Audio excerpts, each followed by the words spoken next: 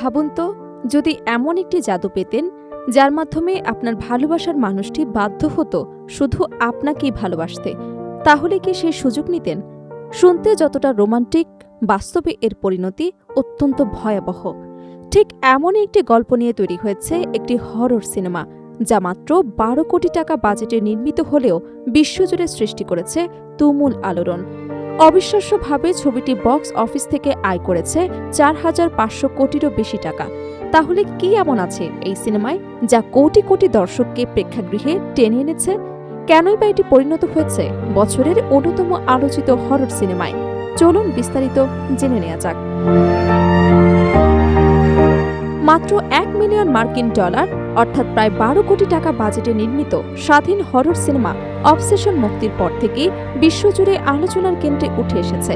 নির্মাতা ক্যারি বার্কারের এই সিনেমাটি ইতোমধ্যে বিশ্বব্যাপী $৩৭৭ মিলিয়ন বেশি, অর্থাৎ প্রায় ৪,৫৫০ কোটি টাকা আয় করে বক্স অফিসে চমক সৃষ্টি করেছে।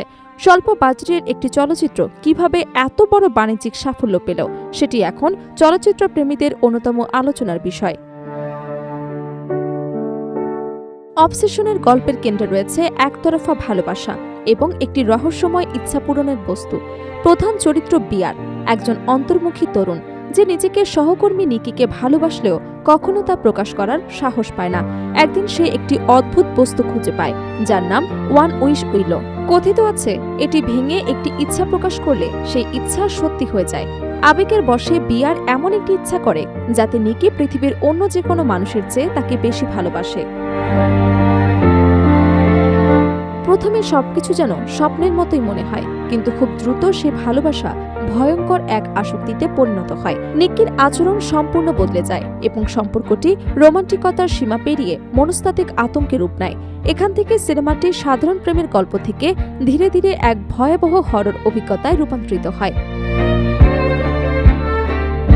নির্মাতা ক্যারি বার্কার পুরনো একটি ধারণাকে নতুনভাবে উপস্থাপন করেছেন।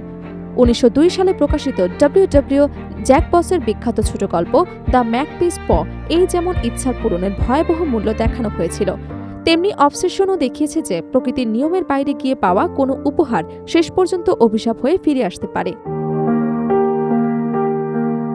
অভিনয়ের দিক থেকেও ছবিটি প্রশংসা কুড়িয়েছে। বিয়ার চরিত্রে মাইকেল জনস্টন একজন দ্বিধাগ্রস্ত এবং অসহায় তরুণের মানসিক টানাপোড়েনকে বিশ্বাসযোগ্যভাবে তুলে ধরেছেন।